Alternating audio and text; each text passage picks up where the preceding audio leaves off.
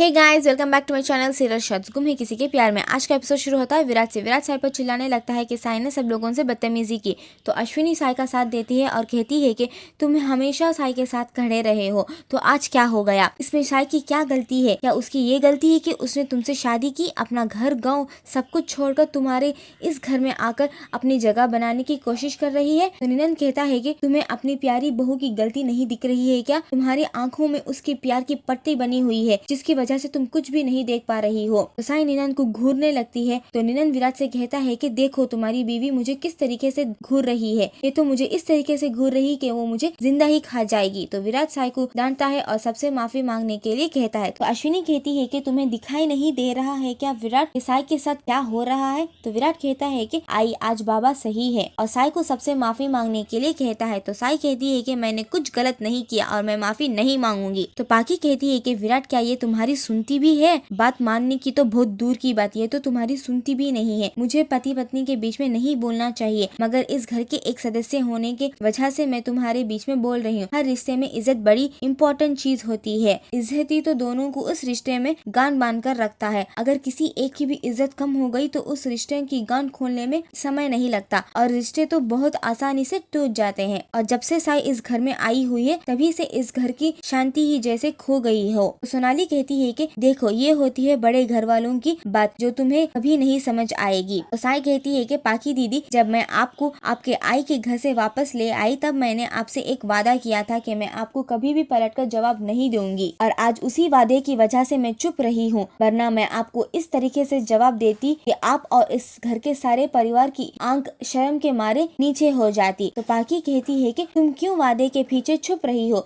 जो कहना है कह दो। तो विराट दोनों को रोक लेता है और साई को सबसे माफी मांगने के लिए कहता है। तो साई कहती है कि मैंने कुछ गलत नहीं किया और मैं माफी नहीं मांगूंगी, मैं तो बस यहाँ ठेल रही थी और सब लोगों ने मिलकर राय का पहाड़ बना दिया, अब वो खुद चढ़ने दीजिए उस पहाड़ में, मैं नहीं माफी मांगूंगी। तभी शिवांगी वहाँ आ जाती है और विराट से कहती है कि कल क्या तुमने उसे कम सुनाया था कि आज फिर से तुम शुरू हो गए? तो ओमकारा कहता है कि तुम तो चुप ही रहो, तुम्हारी वजह से हमारी इतनी बेइज्जती हो गई है। तो शिवांगी चुप हो जाती है और अश्विनी कहती है कि वाह ओमकारा वाह, अभी तुम इज्जत के बारे में बात कर रहे थे और तुम खुद ही अपनी बहन की बेइज्जती कर रहे हो। तो साई कहती है कि इन सब लोगों को तो बड़ी बड़ी बातें करने ही आता है मगर उन पर अमल करना नहीं आता। तो विराट साई पर चिल्लाने लगता है और कहता है कि क्या कमल सर ने तुम्हें बड़ों से किस तरीके से बात करना चाहिए नहीं सिखाया? तो साई कहती है कि आप मेरे आभा को बीच में मत लाइए। तभी देवयानी वहाँ आ जाती है और शिवांगी से कहती है कि क्या तुम्हारे पति को भी मेरी आई ने भगा दिया? तो भवानी देवयानी पर चिल्लाने लगती है और साई देवयानी को प्यार से समझाने लगती है और कहती है कि अब जरूर ठीक हो जाएंगे। तो देवयानी खुश हो जाती है और वहाँ से चली जाती है। तो सोनाली साई से कहती है कि तुम्हारी हिम्मत कैसे हुई मेरे पति से इस तरीके से बात करने की? तो करिश्मा कहती है कि आप मेरे बाबा से इस तरीके से बात नहीं कर सकते